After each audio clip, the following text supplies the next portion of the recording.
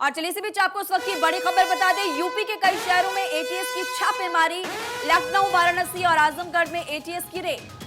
PFI से जुड़े हुए लोगों के ठिकानों पर एटीएस का ये छापा। आपको बता दें, यूपी के कई शहर में एक साथ एटीएस की छापेमारी चल रही है, जिसमें लखनऊ, वाराणसी, आजमगढ़ ये शामिल हैं, जहां पर पीएफआई से जुड़े हुए लोगों के ठिकाने पर एटीएस की छापेमारी चल रही है।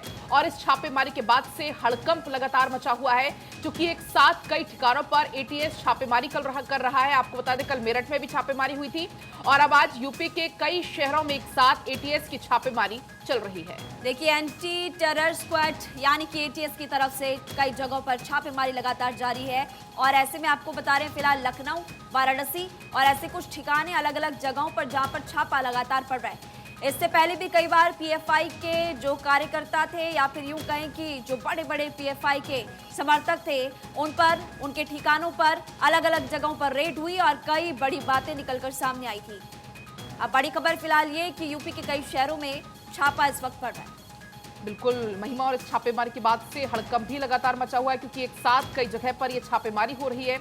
यूपी के कई शहर हैं जहां पर ये एक साथ छापेमारी हो रही है। लखनऊ के कई ठिकानों पर पीएफआई से जुड़े हुए लोगों के ठिकानों पर यह छापेमारी हो रही है। प्रतिबंधित संगठन है पीएफआई और इसको लेकर एटीएस की ये छापेमारी बड़े स्तर पर हो रही है। लखनऊ, वाराणसी, आजमगढ़ में ये छापेमारी चल रही है।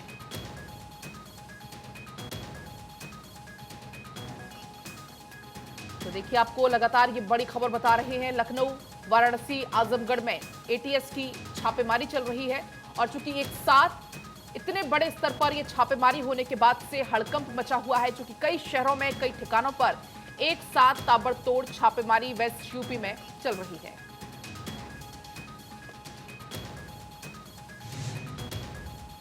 चुनाव को लेकर पुलिस प्रशासन के साथ साथ एटीएस और इसके अलावा तमाम खुफिया एजेंसियां अलर्ट मोड पर है, लिहाजा हर इनपुट पर एक्शन हो रहा है।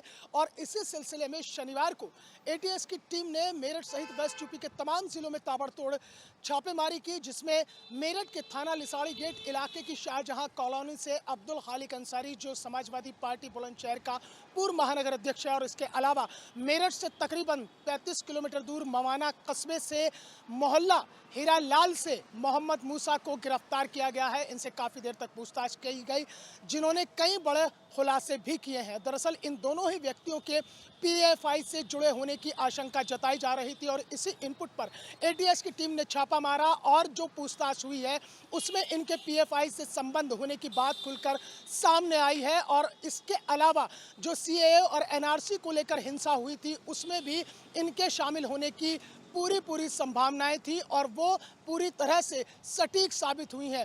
तो कुल मिलाकर एटीएस की टीम अब्दुल खालिक अंसारी और मोहम्मद मूसा को गिरफ्तार करके अपने साथ ले गई है और ये माना जा रहा है कि इनसे पूछताछ में कई बड़े खुलासे हो सकते हैं, क्योंकि पीएफआई ने सीए और एनआरसी हिंसा के दौरान जो पैसों की फंडिंग की थी, उसे भी लेकर कहीं ना कहीं आशंका थी कि पश्चिमी उत्तर प्रदेश में अब निकाय चुनाव को लेकर कहीं पीएफआई उन लोगों को तो फंडिंग नहीं कर रही है पैसों की, जिन्हें उन्होंने पूर्व में सीए और एनआरसी में इस्तेमाल किया था।